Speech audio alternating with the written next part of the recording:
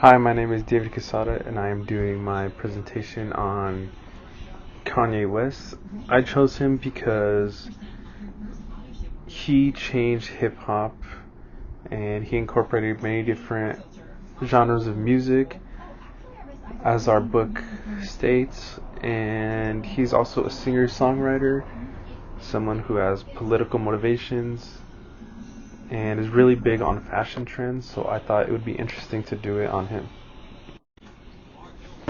So the first thing I wanted to talk about was Kanye West's musical style.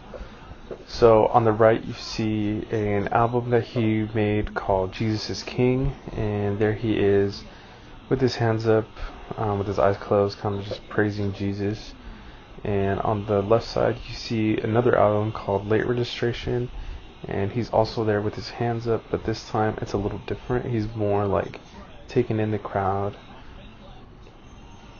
and I think that's just really interesting, the way he's able to make two totally, completely different albums.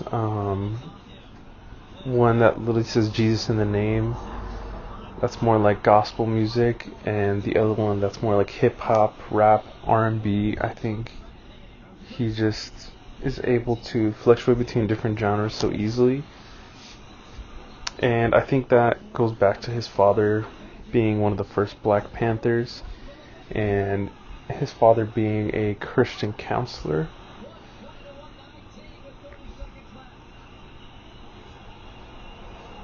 As well as his mother being the head of the English department in Chicago. I think that just really helped him exceed in music. So I wanted to talk about some of Kanye's unique attributes. So he is a 24-time Grammy Award winning singer and songwriter. So I say songwriter, I should also say producer, because that's pretty much how he got his big break. He started rapping and producing in the early 90s, and he got his big break when he produced a couple songs for Jay-Z in the year 2000. From them, he decided that he wanted to start making his own music. After going to multiple music labels, a lot of people turned him down, but Rockefeller in 2004 finally gave him a shot, and he began making his own music, and that's kind of where it took off from there. So he's very known for using samples from songs from the 50s all the way up to the 90s. Some he's even sampled from rock songs, artists such as Elton John, Kurt Cobain, Black Sabbath, just to name a few. And just a little bit more history on Kanye. He attended Chicago Art Academy, and he later transferred to Chicago University to study English. He didn't finish, however, he did drop out, and I think that's why he named his first album The College Dropout. Next one was Late Registration, and the final album of that trio was Graduation. So that's kind of cool that he named it that. So next, I just wanted to talk about some of his political motivations. So he is known for rapping against Ronald Reagan's alleged allegations of crack cocaine in the inner cities in the song Crack Music. In the song Roses, he addresses the inequitable healthcare system in the song Roses. And lastly, in the songs Diamonds in Sierra Leone, he talks about the human toll of the African diamond trade. I think everyone knows at one point he was a huge supporter of Donald Trump. He would always wear the Make America Great Again hats. I believe Trump brought him out a few times with him on stage. And at one point Kanye even he did run for president in the year 2020. And surprisingly, he received about 60,000 votes in about 12 states where he was eligible, which is pretty crazy to think that 60,000 people actually wasted their vote and voted for Kanye West. Lastly, I wanted to talk about Kanye's fashion trend. I think this is something that he's really well known for. So I know he has many different shoes. I believe the first company, or one of the first ones he started with, was Nike. And he had a Nike line of shoes which now go upwards of thousands of dollars because they don't make them anymore. He also had lines of Louis Vuitton, Bape, and of course now one of the most well-known one is Adidas.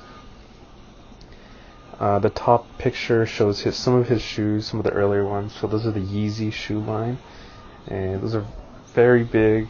It's made Adidas over, I believe, 10% of their revenue every year. And I believe when he signed, he was given a 15% royalty on every product that was sold. And I believe now that has given him the status of billionaire.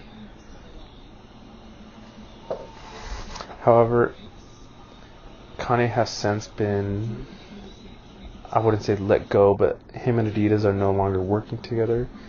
Some things that surfaced online that Adidas didn't agree with, that Kanye West was saying, and they decided to go separate ways. So they're no longer working together. I'm not sure if they're going to continue making the shoe, but these shoes are very valuable. Whereas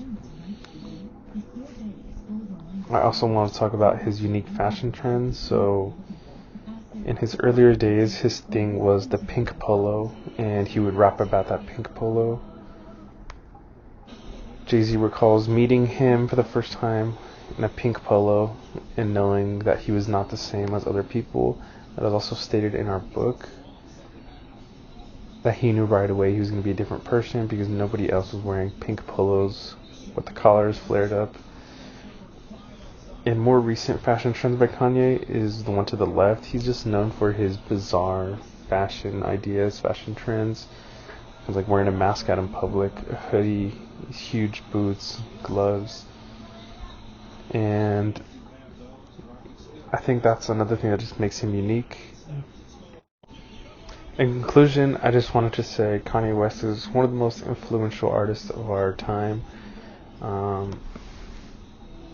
The way he's able to make different albums with different sounds, hip-hop, R&B, rap, gospel, his fashion trends, his awards.